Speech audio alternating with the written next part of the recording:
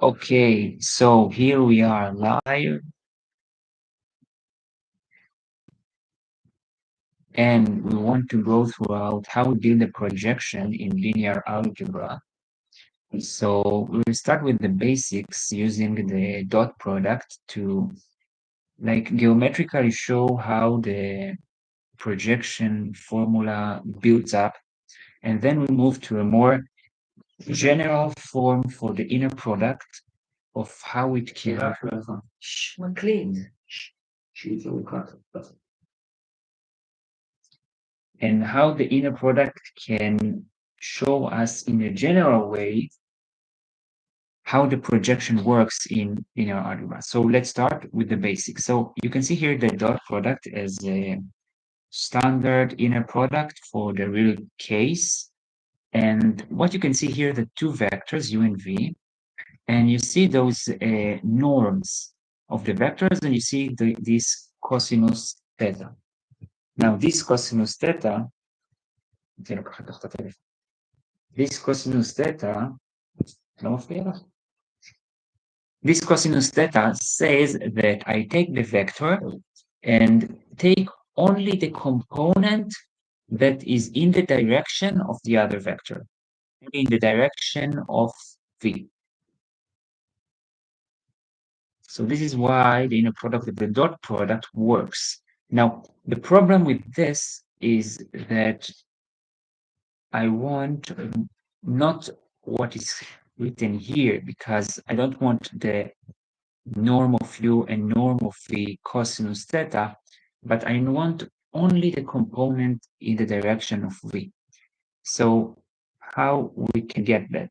Because you can understand that when I'm doing the norm of u times the cosinus of theta, it already gives me the component on the v direction. So I need to get the v norm out to delete it. So I can divide by this. And this is exactly what happens in the projection formula. So we divide by this, but we divide by the squared of v and not by the norm of v itself. And why this? Because we want to define the direction of the projection, and therefore this u comes up. And this u, we want it to be a unit vector in the direction of v. So from this case, we get the norm of u, the norm of v, and the cosinus theta. We want to get the norm of v out because we want only the component of u on v. So we divide once by v. Another one that we need to divide by v is in order to get only the direction of v. So we take v and divide it by the norm of v. So twice the norm of v gives me the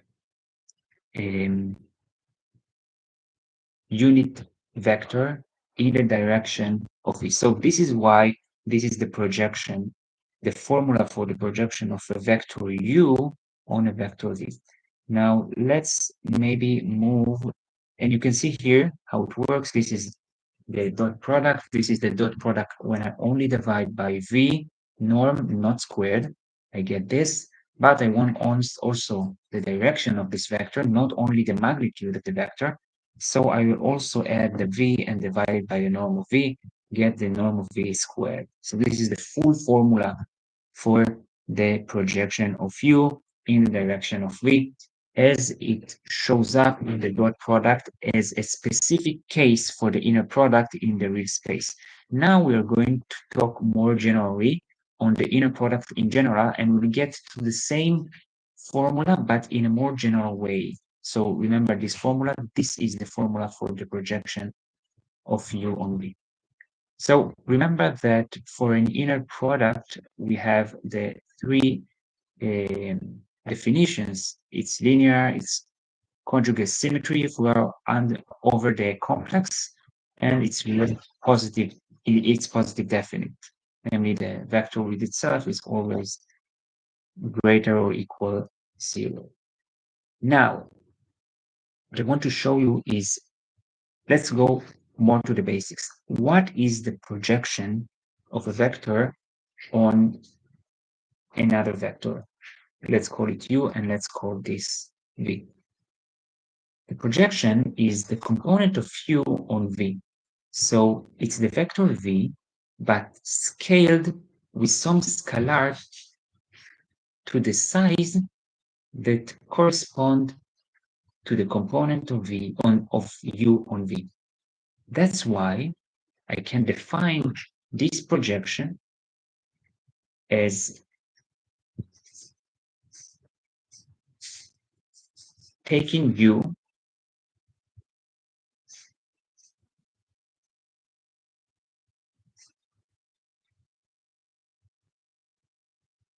and finding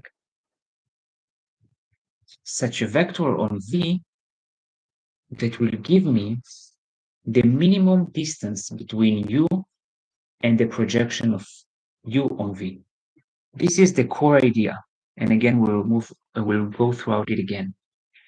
If I want the projection on u on v, I need to find such a distance, and remember that the distance between a vector to its projection is the minimal distance between a vector and any other point on this vector.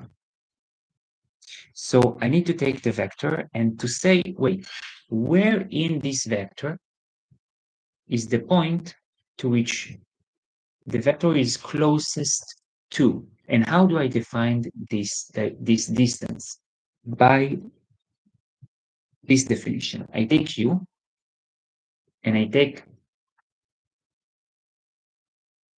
the projection that I want, a scalar times v, and I say I want to find this. What is alpha times v? If you take u and reduce alpha times v for this, you will get the minimum distance. So I define the distance by this, and I want to get the minimum.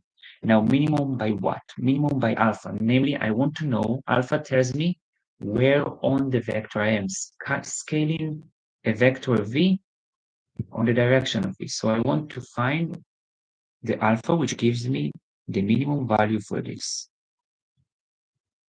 So let's open it using the inner product. Now, for finding the norm squared, there is a definition in the inner product for this. It's the inner product of the vector with itself. So this is the vector we have now. So we're doing the vector with itself. So using linearity, additivity, homogeneity, we can open this inner product to this definition. U by u minus alpha complement and minus alpha here. Now remember that alpha is a scalar. So the complex conjugate for a scalar, which is a real, in this case, will be a real number, is the same as the number itself. So alpha complex conjugate equals alpha. And remember that VU in inner product is the same as UV. So you can take this just minus 2 alpha UV for those two. Okay, and you are left with this one. So you can look at it as alpha squared VV because again, alpha will be a real number. So I want to find the alpha that gives me the minimum. So I will know where on the V is the projection of U. So let's take the derivative of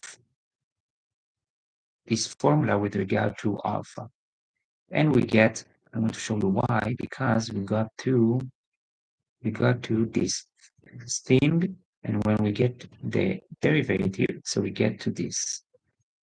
Now we want to find the minimum, so we need to equalize this to 0. And when we do that, and isolating alpha, we are getting this thing.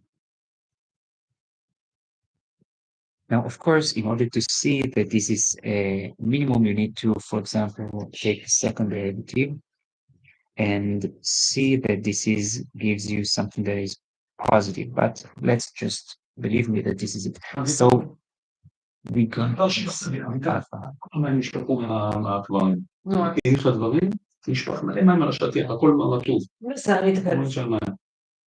שים את השטיח לכביסה, ועוד שבוע יהיה לנו בחזרה שטיח.